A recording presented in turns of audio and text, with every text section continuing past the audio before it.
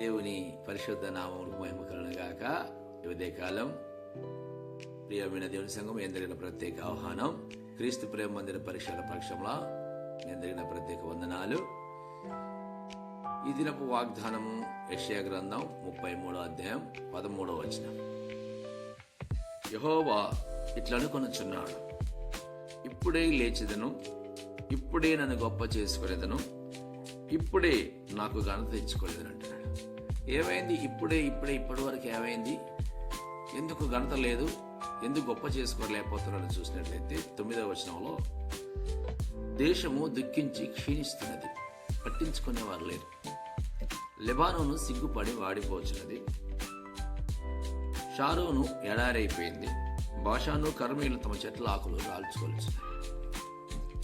దేశం దుఃఖంలో ఉన్నది, ప్రజలు దుఃఖిస్తున్నారు, నెమ్మది లేని స్థితిలో ఉన్నారు, వేదంలో ఉన్నారు, కన్నీటిలో ఉన్నారు, బాధల్లో ఉన్నారు, పట్టించుకునే నాదులేడు.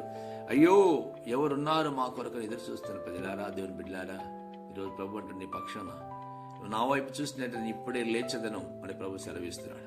ఇప్పుడే లేచి ఆయన తన నామాన్ని గొప్ప చేసుకునే దేవుడు అయి ఉన్నాడు. బాషాను సిగ్గుపడి వాడిపోతున్నది. బాషాను అంటే ఆ భాషను చూడడానికి మోషే గారు దేవుని బతుకులాడుకున్న గొప్ప మంచి దేశం అని.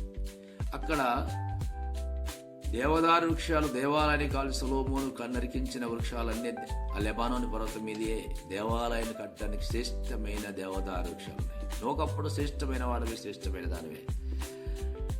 అదే దేవదారు, అక్కడే ఆ దేవదారు వృక్షంతో సొలొమోను చక్కని మంచం చేయించుకున్నాడు. అక్కడ సువాసనిచ్చే చందనపు చెట్లున్నవి. దేవదారు వృక్షాలు మహాప్రసిద్ధి. ఆ దేవదారు మహాశిఖరం, అది ఫలవంతమైన పొలము గల భూమి. కానీ ఇప్పుడు అది సిగ్గుపడి వాడిపోతున్నది. కారణం ఏదైనా కావచ్చు. దేవుని బిడ్డలారా, ఈరోజు నేను సిగ్గుపరచక నీ కన్నీరును, నీ బాధను, వేదన చూసి ప్రభు ఇప్పుడే లేచేసిన అంటాడు. ఇది నీ వాగ్దానం ఇదే. ఆయన లేస్తున్నాడు, నా పక్షంలో లేస్తున్నాడు. శత్రువు పారిపోతున్నాడు, నేను ఇప్పుడే లేచెదను, ఇప్పుడే నన్ను గొప్ప చేసుకుందని అంటున్నాడు. యెషయా గ్రంథం 60వ అధ్యాయం 13వ వచనంలో, నా పరిశుద్ధ ఆలయపు అలంకారం నిమిత్తమై శ్రేష్టమైన దేవదారు వృక్షములను, సరళ వృక్షములను, గొంజి చెట్లను నీ వద్దకు తేబడను, నేను నా పాదస్థలమును మహిమపరచుకోదని అంటున్నాడు. దేవుడి స్తోత్రం.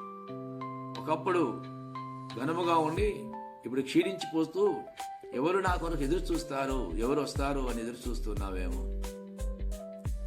దేవుడు ఉన్నాడు.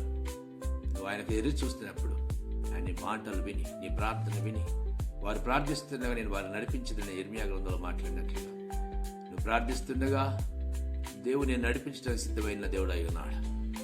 నా పాద స్థలమును నేను మహిమపరచుకున్నదని అదే యెషయా గ్రంథం 60వ వచనంలో, నిన్ను నన్ను మహిమపరచుకొని, నిన్ను నన్ను దీవించి, నిన్ను నన్ను బలపరిచి ఆయన నామాన్ని గొప్ప చేసుకోబోతున్న దేవుడికి స్థితి కలుగును గాక. నువ్వెంత మాత్రం సిగ్గుపడనక్కర లేదని దేవుడు సెలవిస్తున్నాడు. దేవుడి మాటలు మన వెనుకల్లో దీవించి ఈ ఉదయకాలం మనం బలపరిచి ఆయన మహిమకు నిలబెట్టుకును గాక. ఆమేన్. అందరికి వందనాలు. Praise the lord.